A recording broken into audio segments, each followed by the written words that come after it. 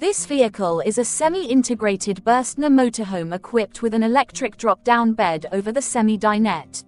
Before lowering the drop-down bed, the side back cushions must be moved to make way for the bed.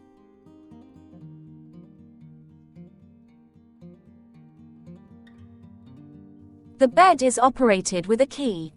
The key is put into the lock and turned 1/4 position clockwise. The motor is now active. The down arrow key must be depressed in order to lower the bed. Keep the key depressed until the bed reaches its maximum low point. Note that some electric beds will stop halfway. If the bed stops, or pressure on the button is released, press the button once more until the bed drops as far as it will go.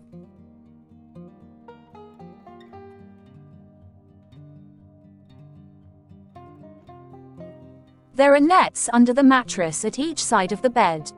These nets are designed to stop things falling out of the bed, above all the occupants. There are hooks either in the ceiling or placed on the furniture. Attach the straps on the netting to these hooks and tighten if necessary. Normally they will have to be adjusted only the first time that they are used. First place the netting on the driver's side. Then place the ladder and climb up to bed. Once on the bed, the netting at the other side can be attached.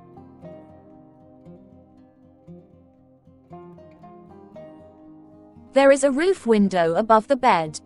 It is important to ensure that the roof window is closed but the darkening screen not drawn. In sunny hot weather, heat can build up between the plastic window and the blind, which could impair the performance of the blind and even damage the window. Allowing heat to escape from darkening blinds is important throughout the recreational vehicle, but in roof windows it is especially important. Operation of other types of bed has been covered in other videos.